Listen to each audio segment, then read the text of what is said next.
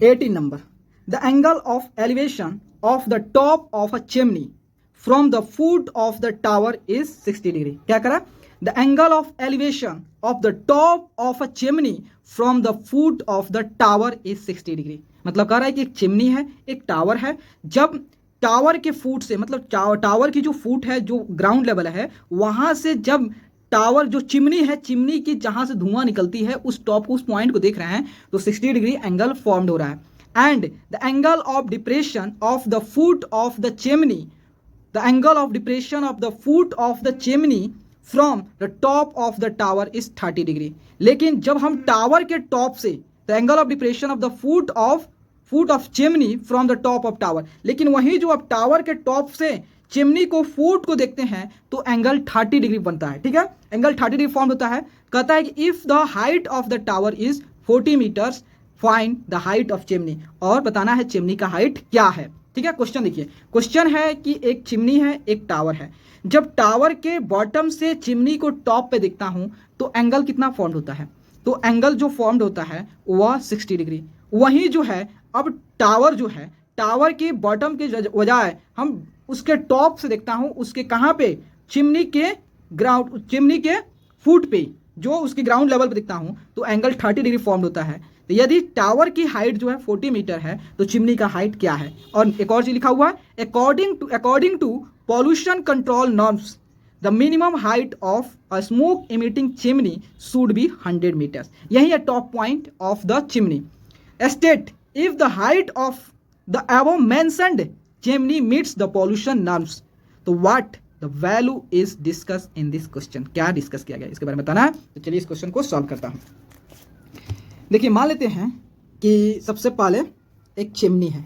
ठीक है, ये चिमनी है, और एक चिमनी है, और ये मान लेते हैं टावर है. टावर है, एक चिमनी है, एक टावर है, समझिएगा.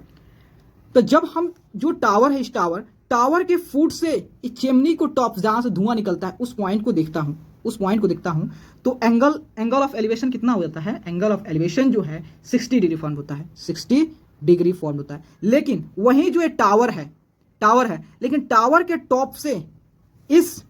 टॉप से इस चिमनी जो है, इस चिमनी के बॉटम को देखते हैं, इस पॉइंट को देखते हैं, तो एंगल ऑफ डिप्रेशन जो है, दैट मीन्स ये एंगल कितना हो जाता है? तो ये एंगल जो है आपका कितना? 30 डिग्री फॉर्म होता है. 30 डिग्री फॉर्म होता है. तो यहां मेंशन कर रहा हूं, ये आपका क्या हो गया? चिमनी हो गया, चिमनी, और ये आपका क्या हो गया? टावर हो गया. ओके, कोई दिक्कत नहीं है. देखिए, सबसे पहले नेमिंग करता हूं, ABCD. ओके, नेमिंग कर दिया. तो देखिए, तो एक और चीज में डेटा दिया हुआ है. क्या डेटा दिया हुआ है? हाइट ऑफ द टावर जो दिया है, या 40 दिया हुआ है, 40 मीटर दिया है. ठीक है, तो हमें इस चिमनी की हाइट बतानी है. तो चलिए, सबसे पहले किसी भी ट्रायंगल में हम पार्टिसिपेट करते हैं. एक और बात समझ लीजिए, वो हम भूल गए थे. देखिए, दो पैरेलल लाइन है, और यह उसका ट्रांसवर्सल है. दैट मीन्स ये एंगल और ये एंगल क्या होगा? इक्वल होगा अल्टरनेट से. तो ये एंगल और ये एंगल इक्वल होगा, क्योंकि ये लाइन AB लाइन, और यह मान लेते L है, LC लाइन पैरेलल है, और AC लाइन ट्रांसवर्सल है. दैट मीन्स ये एंगल और ये एंगल क्या होगा? इक्वल होगा. ओके, तो देखिए, तुम चलते हैं कौन से ट्रायंगल में? कोई भी ट्रायंगल. जैसे यह इन ट्रायंगल, देखिए, ये मान लेता हूं AD क्या है, भी मेंशन कर दे रहा हूं. AD क्या है? AD को मान लेते X, जो क्या है? Height of the chimney. X मत मानो जी, इसको H मान लो. Height H, height of the chimney, height of the chimney. ठीक है, हाइट ऑफ द चिमनी हो गया. तो ट्रायंगल ACD,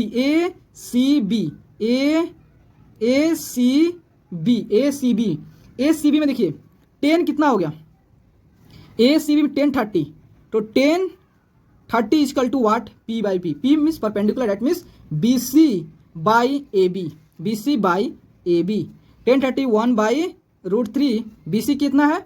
40, एंड AB को AB रन देते हैं. ठीक है, तो AB को क्रॉस मल्टीप्लाई कर AB आ गया, और AB इक्वल टू 40 √3 आ गया. Okay, done. तो AB इक्वल टू आ गया अपना 40 √3 आ गया. तो इसको यहीं पे 40 √3 मीटर. अब चलते हैं इन ट्रायंगल ABD में. इन ट्रायंगल ABD में, AB में 10 60.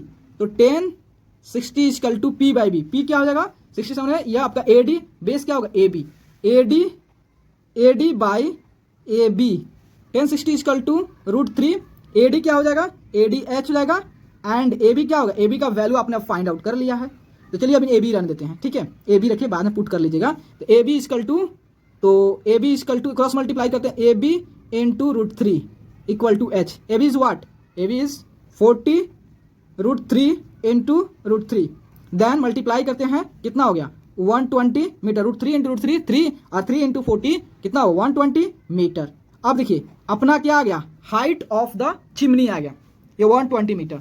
लेकिन उसमें एक कंडीशन दिया था कि अगर पॉल्यूशन को, जो अपना इन्वायरमेंट है उसको क्या करना है, अगर क्लीन रखना है तो चिमनी का जो हाइट होनी चाहिए जहाँ से धुआं निकलता है उसकी कम से कम होता है, आपको जो तो मिनिमम लिखा है ना, देख लेता हूँ, तो वह दिया है आपको जो होता है 100 मीटर का होना चाहिए, ठीक है, मिनिमम हाइट जो होता है 100 मीटर होना चाहिए, तब जाके इन्वायरमेंट अपना क्लीन होगा।